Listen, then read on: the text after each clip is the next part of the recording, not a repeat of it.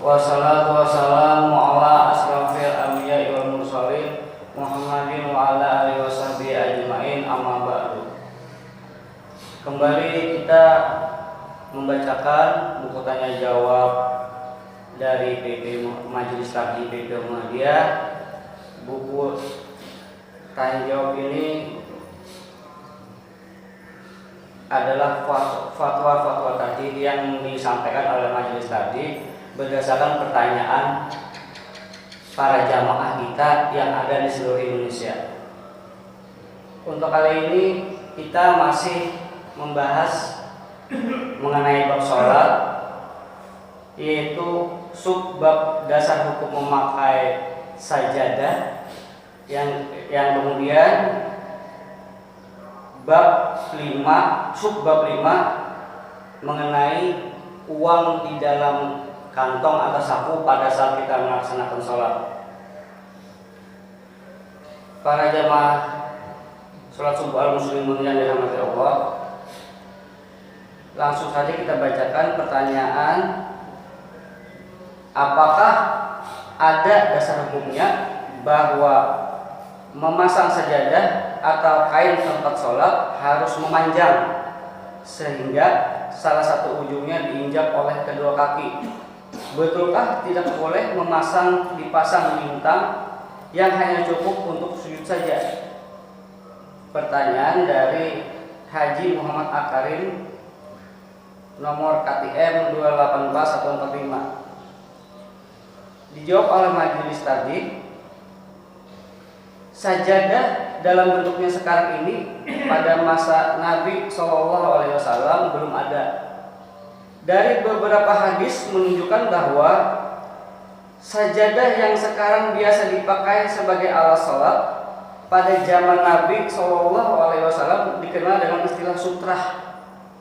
Sutrah yang artinya penutup, penghalang atau penyekat, yang berfungsi sebagai pembatas agar orang tidak lewat di depan orang yang sedang sholat. Selanjutnya, hal-hal yang berkaitan dengan sutrah kami kemukakan beberapa hadis sebagai berikut. Hadis yang pertama yang artinya, apabila salah seorang kamu mengerjakan sholat, hendaklah dalam sutrah dan dekat dengannya. Hadis riwayat Abu Daud dan Ibnu Majah dari Abu Sa'id. Kemudian hadis yang kedua diriwayatkan dari Abu Hurairah. Ia berkata, Nabi SAW bersabda, bila salah seorang di antara kamu mengerjakan sholat, hendaklah menjadikan sesuatu atau sutra sebagai batas sujudnya. Kalau tidak ada, pasanglah tongkat di mukamu, dan kalau masih tidak ada, buatlah garis agar tidak terganggu oleh orang yang lewat di depannya. Hadis riwayat Ahmad, Abu Daud, Ibnu Hibban yang menilainya sahih.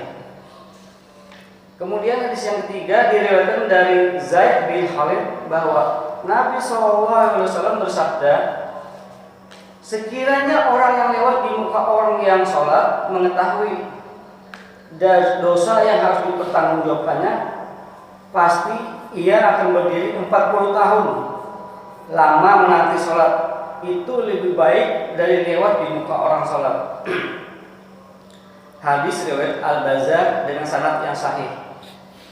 Kemudian hadis yang ketiga diriwayatkan dari Abu Sa'id.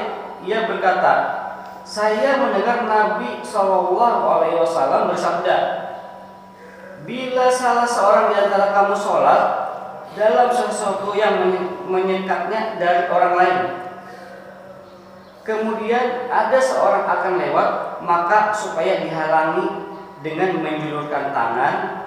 Kalau ia enggan, hukumlah seberat-beratnya, sesungguhnya ia adalah syaitan. Hadis riwayat Bukhari dan Muslim. Dari hadis-hadis di atas dapat disimpulkan sebagai berikut. A.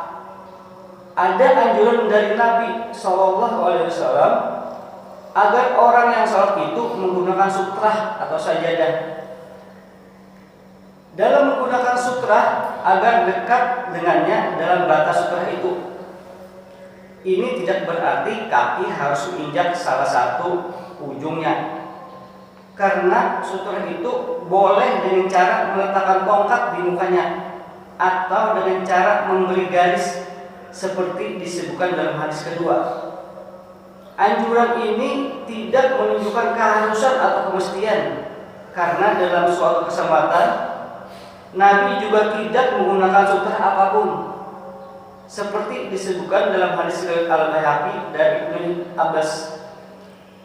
Kemudian kesimpulan yang fungsi sutrah ialah membatasi atau menghalangi agar di muka orang yang sedang sholat tidak dilalui orang lain, karena sangat mengganggu orang yang sedang sholat tersebut. Hadis kedua, lewat di muka orang yang sedang sholat dalam batas sujudnya atau sutra dikategorikan sebagai perbuatan syaitan.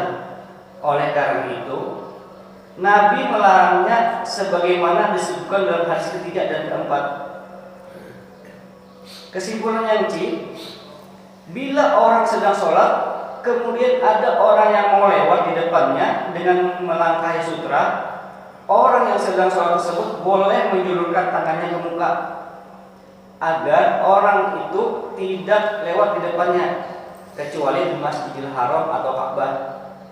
Karena Nabi melarang menghalang-halangi orang yang mau tawaf dan sholat di Baitullah, sebagaimana disebutkan dalam hadis berikut, yang artinya diriwayatkan dari Zubair bin Mut'im bahwa Nabi SAW bersabda, "Wahai anak cucu Abu Manaf, janganlah kamu menghalangi orang yang akan tawaf di Baitullah ini dan mengerjakan sholat kapanpun ia kehendaki, malam atau siang."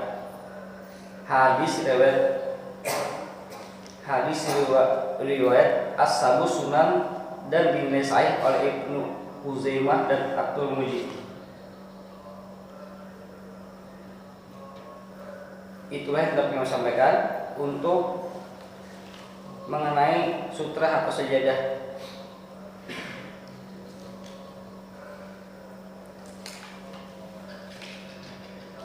Artinya boleh dipakai atau tidak menjadi masalah.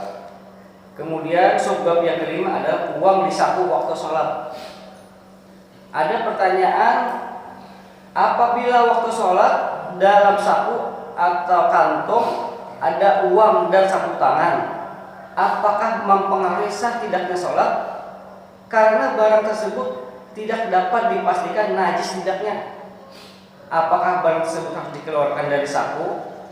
Pertanyaan dari Misal Santosa, Jalan Banjarsugihan, Surabaya. Tandes. Kemudian dijawab oleh Majlis tadi. Perhatikan ayat Al-Quran di bawah ini, wasiyabaka fatahhir, yang artinya bersihkanlah pakaianmu.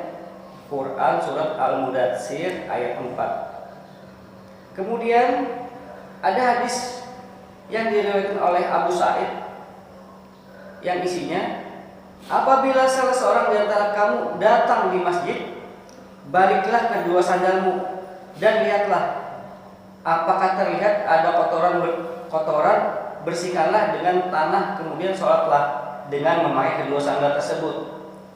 Hadis riwayat Ahmad, Abu Dawud, Al-Hakim, Ibnu Hibban, Ibnu Majah, dan dia mensahihkannya. Dari ayat Al-Quran dan hadis di atas dapat disimpulkan bahwa di antara syarat sah sholat adalah pakaian yang bersih atau suci. Mengenai sapu tangan atau uang yang ada di dalam saku atau kantong pakaian, apabila diragukan kesuciannya, lebih baik dikeluarkan dari saku. Tetapi itu akan riskan karena akan mungkin hilang atau bagaimana. Kemudian atau bisa juga kembali kepada hukum asalnya, seperti disebutkan dalam kaidah usul, al-haslu baqa'u ma kana ala ma kana, yang artinya menetapkan hukum saat sekarang berdasarkan asal mualanya. Artinya menetapkan hukumnya sekarang berdasarkan asal mulanya hukum tersebut. Asal mula hukum sapu tangan dan uang itu suci. Dan sekarang hukum keduanya setelah berpindah-pindah tangan dianggap tetap suci juga berdasarkan hukum kaidah usul tadi. Juga selama tidak diketahui secara tegas atau pasti bahwa sapu tangan dan uang itu bernajis atau tidak. Karena kita tidak mengetahui dengan pasti kalau uang itu bernajis atau tidak, maka kita kembali kepada hukum kaidah usul tadi yang menetapkan hukum sekarang berdasarkan hukum asal uang atau sapu tangan tadi itu adalah suci.